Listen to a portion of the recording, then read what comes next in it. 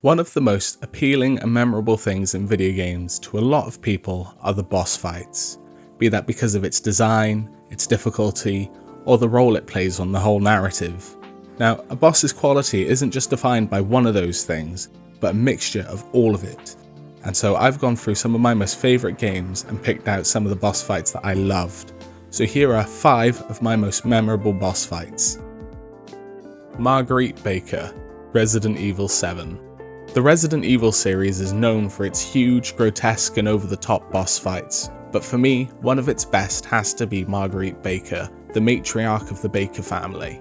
After making your way into the Baker's home, finding and then quickly losing your wife Mia, and briefly meeting the Baker family over dinner, your first proper encounter with Marguerite isn't so much a fight as it is a game of hide and seek, as you make your way through the Baker estate, hiding from her light, which only works to build the tension until you finally get to take her on. And when you eventually do, you're trapped inside this claustrophobic greenhouse, frantically making your way through the dark as you fight Marguerite, who has now transformed into this terrifying half-human, half-insect abomination that can climb on the walls and ceilings and send bugs after you.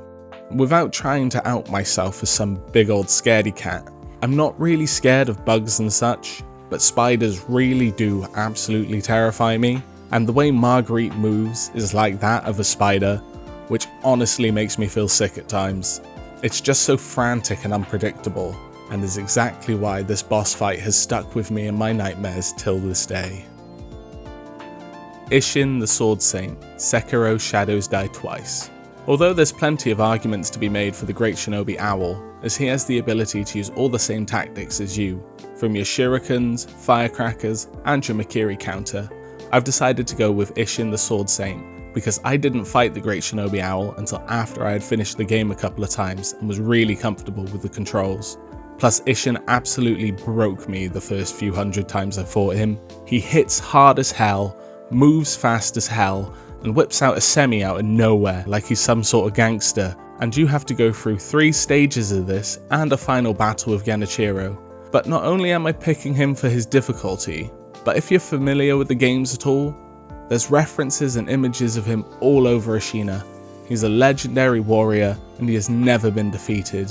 Although within the main story he has become sick and frail in his old age, when you fight him here, he's been summoned by Genichiro through a form of magic in a last-ditch attempt to save Ashina, making the version of Ishin that you fight a much nimbler, faster and aggressive opponent than the one you've been interacting with throughout the game.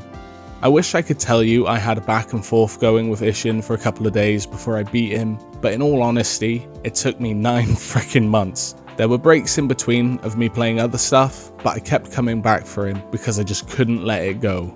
Thankfully, I eventually done it, and now I have the platinum, but it's probably the most effort I have ever put into anything ever. Magni and Modi, God of War 2018.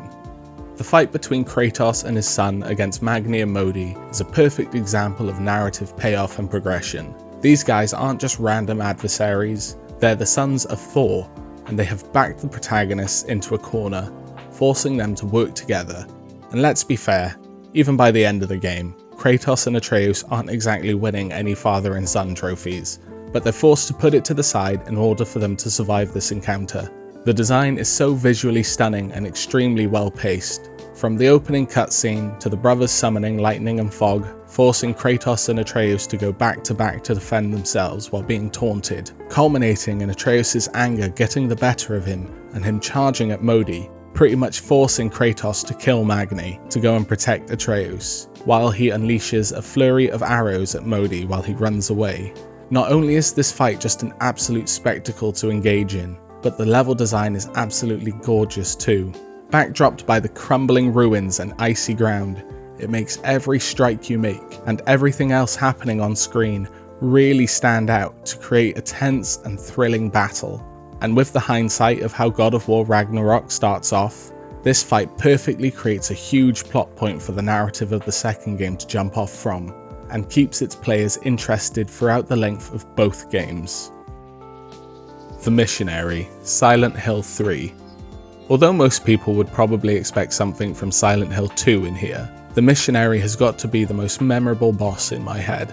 Its design is a wonderful mix of simple yet grotesque, which in my opinion is one of the things that makes Silent Hill such an unsettling game in the first place. Most people know what a small town is supposed to look like, and it's all the things going wrong in the town when played against that idea of what it should be that creates that fear and plays tricks on your mind. And the missionary has that exact same idea behind it.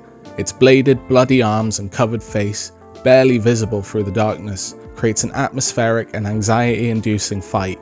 It's also quite fast for a Silent Hill enemy and can deflect your bullets, upping the difficulty that little bit more. Especially if you haven't been conserving your ammo or stocking up on melee weapons. Then you have its narrative significance, although it's not going to make much sense unless I spend a couple of hours reading to you from the Silent Hill wiki. But Heather finds her father, Harry Mason, who was the protagonist of the original game, dead. After confronting Claudia, a psychotic cult leader, she's informed it was the missionary that killed him.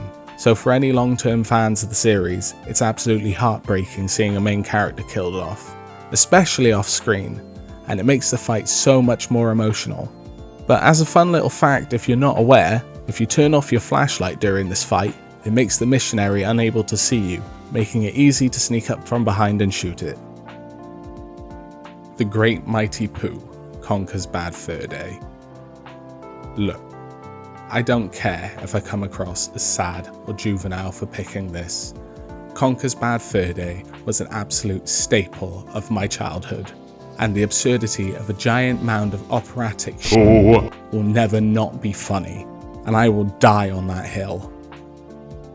Anyway, Rare is seen as one of the greatest developers around, especially back in the early 3D era, and it's no secret that Conkers Bad Fur Day is an already kind of out there and weird game. Its cutesy platformer sensibilities and Conker himself looking like a stuffed teddy you could win at a local fair, mixed with its adult themes and off-the-wall humour, create this hilariously fun game, and nothing portrays that better than this boss fight. It's a fairly simple fight to be honest, avoiding mounds of feces and throwing toilet roll into his mouth, but his introduction and design is so unforgettable. The song has been stuck in my head for literally years, and the lyrics are so much fun to quote with friends. Rare are a beloved game developer for obvious reasons, and although there are people that hold up the likes of Banjo-Kazooie or GoldenEye as their best games, Conkers Bad Fur Day is right in line with my silly, over-the-top South Park-esque style of humour, and will probably always be one of my most favourite platformers ever. And if you don't believe me, just listen to this. I am the Great Mighty Pooh, and I'm going to throw my shit at you. Sang with so much heart. So that's 5 of my most memorable boss fights in video games. Why don't you let me know some of your favourite boss fights in the comments below? And if you enjoyed this video, like and subscribe. It really helps me out with the algorithm gods. And I'll see you in the next video.